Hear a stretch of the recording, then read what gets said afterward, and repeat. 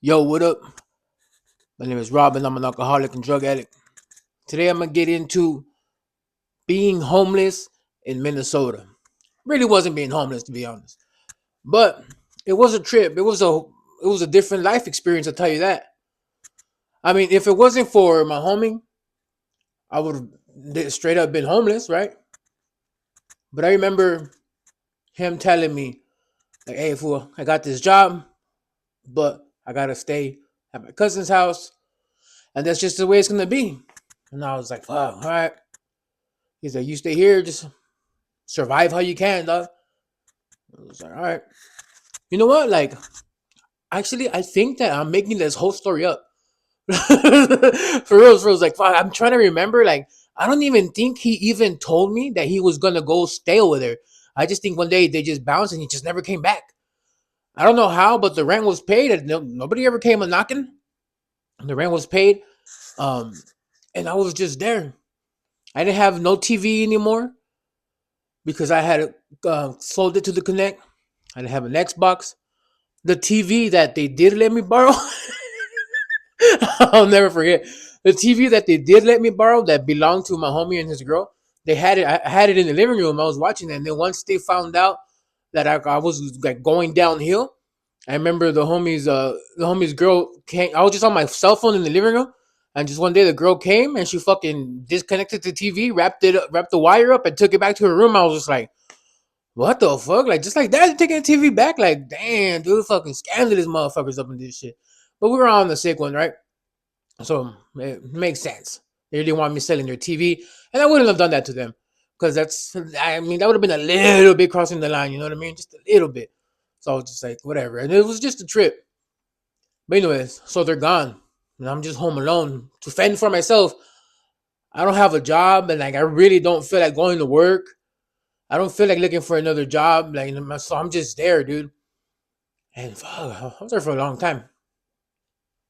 Um, I remember I used to have just my cell phone, and I didn't have I didn't have it like turned on like where I could make phone calls. I didn't have a plan on it, or I never paid the phone bill. So all I had it for was for using Wi-Fi, and it had, that time I had Boost Mobile, and I could receive calls and receive text messages, but I couldn't send back text messages, but I could answer the phone calls.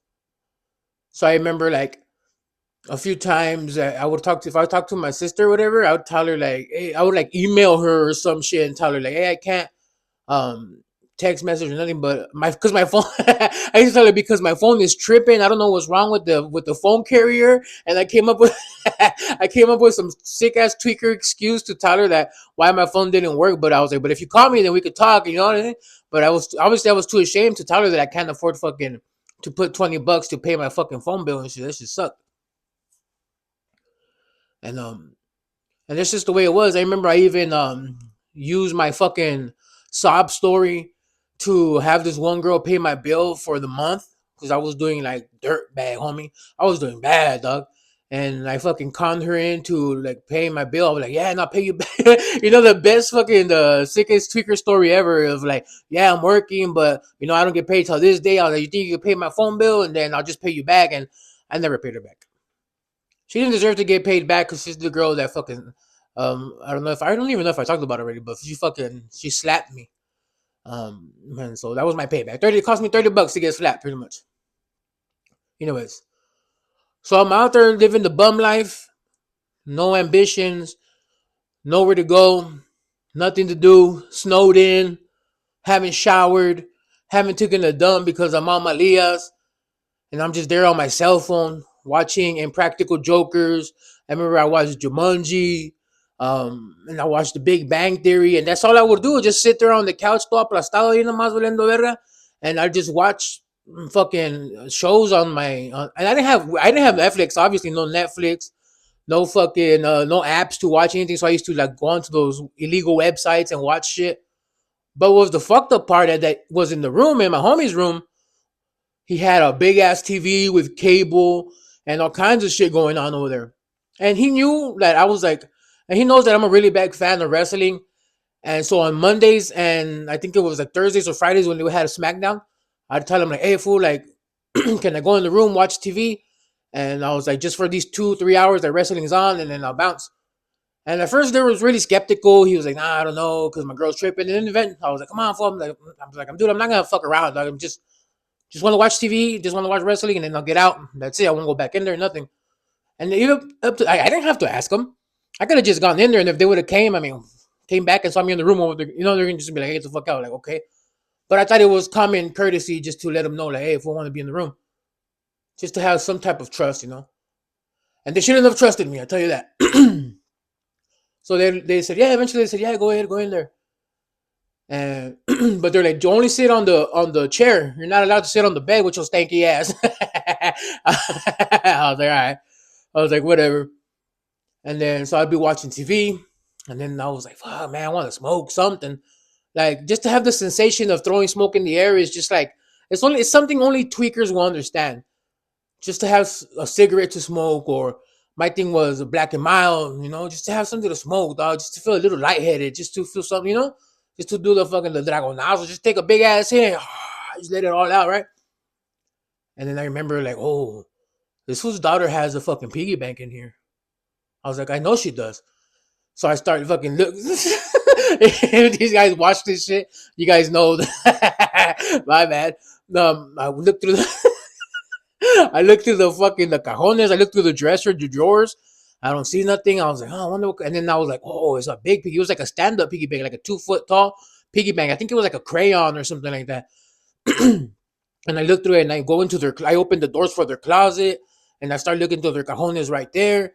And I didn't find no money or not. Like I was looking for like dollar bills. Hopefully they have at least, because honestly, I only wanted to get enough to buy one Black and Mild. I was gonna go down to the gas station, and that's it.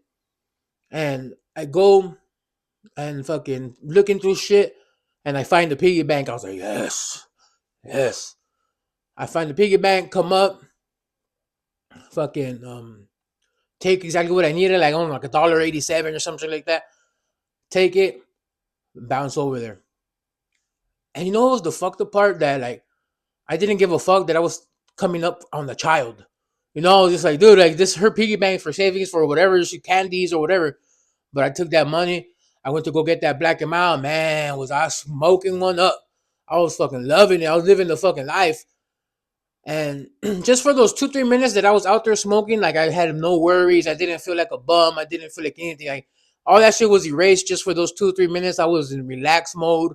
Like, man, like I said, only tweakers know what I'm talking. Only drug addicts and maybe even alcoholics know what I'm talking about when they just have that moment of clarity of like nothing's wrong, everything's okay, like everything's gonna work out. Where we just don't, we stop giving a fuck for those 2-3 minutes. Anyways, stop smoking. I remember I would just go back inside the house. I would watch my show and then leave, and then eventually I fucking ran out of food. And I mean, I, can I be thankful for this or not?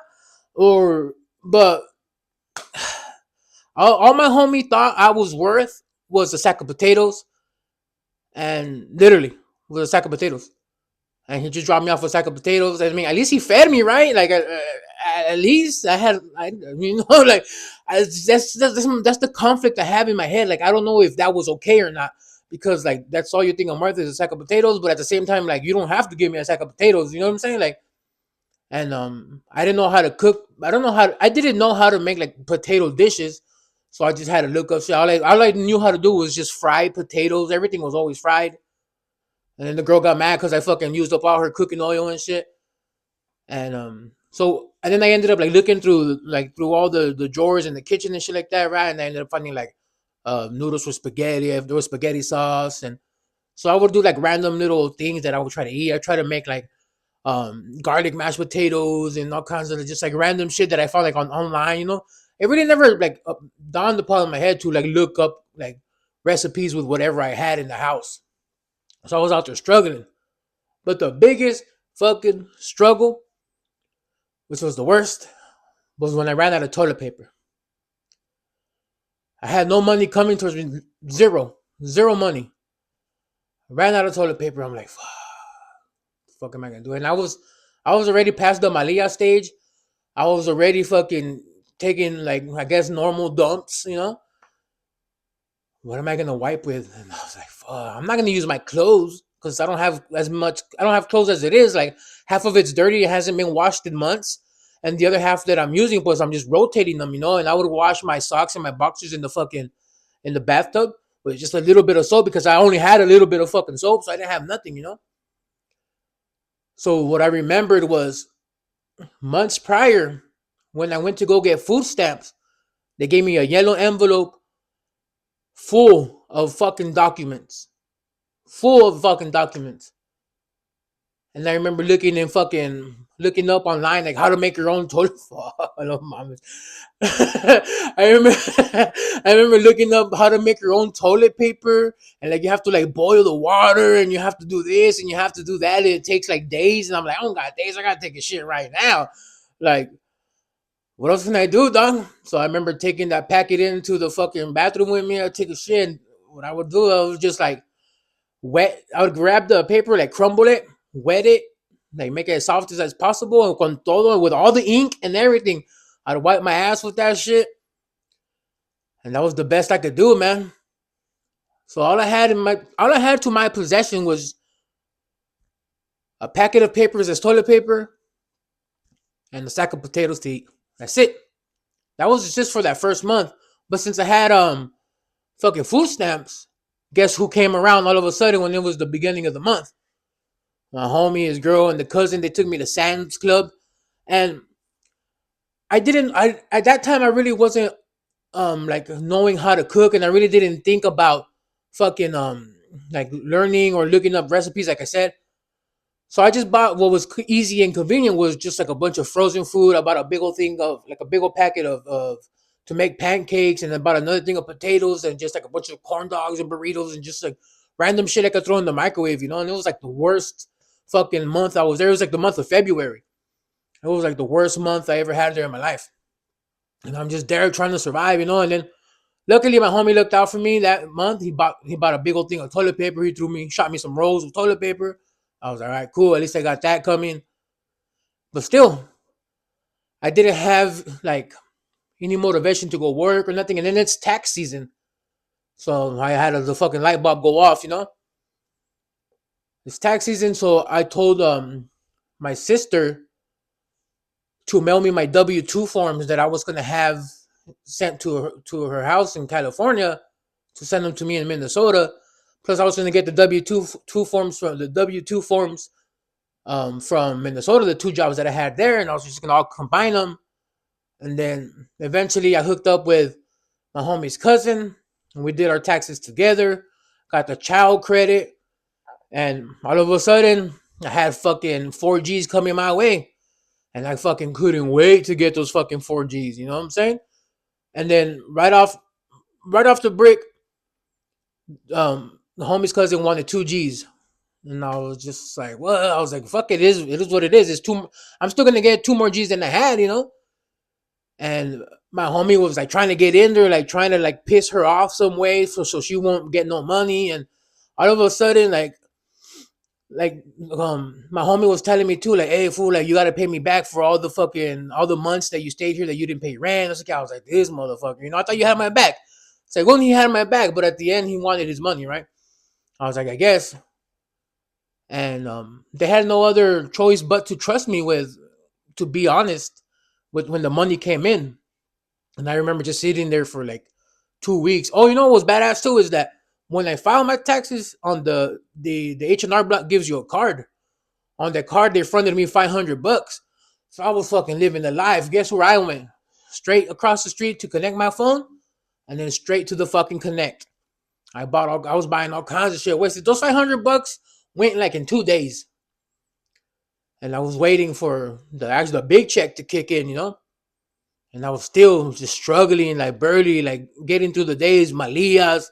But at least I had a little bit of food in the fridge. At least I had toilet paper. At least my clothes were washed this time. And I still didn't shower them. Because for what? It's cold. I'm not sweating. I ain't doing shit. So why am I going to shower?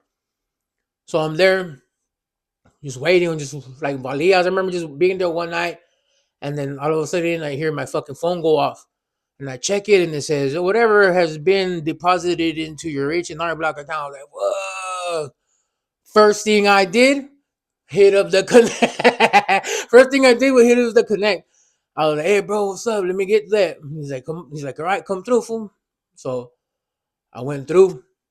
I started spending the money, and then eventually I sent a screenshot of. Like, I remember going to the ATM at the gas station, taking out the money, and then I send a screenshot, and like was on the you get the text messages of all the activity that's happening on your account. So it says right there, like, withdrawing $100, and that's what I sent a screenshot of to my homie. Like, hey, fool, I got the money, boom, and he's like, hey, fool, what's up? Why you take out $100? I was like, oh, you know what it is? I was straight to the connect, homie. He's like, hey, what is that? He's like, he's like, all right, fool. He's like, we'll come through tomorrow to get our share or whatever. And I was like, yeah, whatever. And come through. So the next day they come through, and now all of a sudden, everybody's all fucking homies. We're all family again. We're all kicking it. Everybody's laughing and having a good time because now Big Rob got some money. Now he can finally kick in for something. Everybody's nice and friendly. And then after that, they take me back to the cousin's house. And I remember being at the cousin's house, sitting on the chair. His cousin, I'm sorry, cousin, but you're fucking annoying as fuck. Her fucking voice is like hype, is la, la, la, la, like, oh, and she likes to yell and she likes to be loud all the fucking time. She's always yelling at her kids. This, and I'm like, dude, like, there's no reason for you to yell at your kids every 2 minutes. Like, let them fucking be kids. Let them run around. Let them do their thing. And I was like a little bit coming down at the time because I was with them, So it's been a minute since I smoked. We can't smoke at her house because of the kids, and I understand. And I was just like so fucking fed up. And like the kids are just running around and cool, they're being kids, they're jumping on me. And then and there was like, so I'm on the sitting here on the chair, and then they have a pull out bed right there, and that's where the homies were hanging out. And I remember the fucking kids would jump on me, and I just get them and throw them in there. I'm like, dude, these fucking kids are annoying as fuck. No wonder she's yelling at these guys. And I just be like throwing them and like, get the fuck off me. And it was fucking annoying. And I just decided, I was, you know what, dude, I'm fucking out of here. And they're like, well, where are you going? I was like, dude, I'm fucking going home. And the cousin was the only one with the car. And I didn't even want to fucking deal with her ass. I was like, dude, I'm just going to walk home. It's like a 30-minute walk. And I'm fucking Malias. I'm fucking pissed off. I'm just don't know what the fuck I'm doing with my life. And I'm walking home. And I'll never forget, this moment is what changed my life forever. I'm walking home, maybe like 15 minutes into the walk. The roads, the sidewalks, everything is covered in snow. It's freezing. My fucking face hurts. It feels like my lungs are turning to fucking like a glacier because it's like so cold that I'm breathing it in. I'm like tapándome con el brazo to breathe and shit. And the moment that changed my life is when I looked up to the right and I saw a big old sign that said church services, 6 p.m. Ash Wednesday. And I don't know what it was about that sign that caught my attention, that had this like pull on me, that like pulled me that way. And it wasn't 6 o'clock yet. It was like around 3 or 4.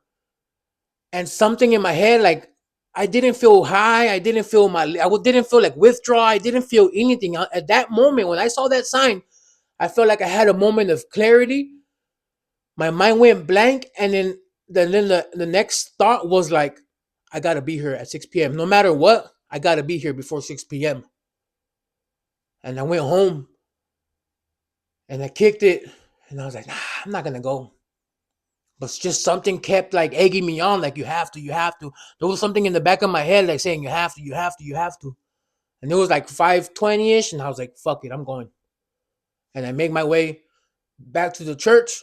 I'm walking up the driveway. My life changed.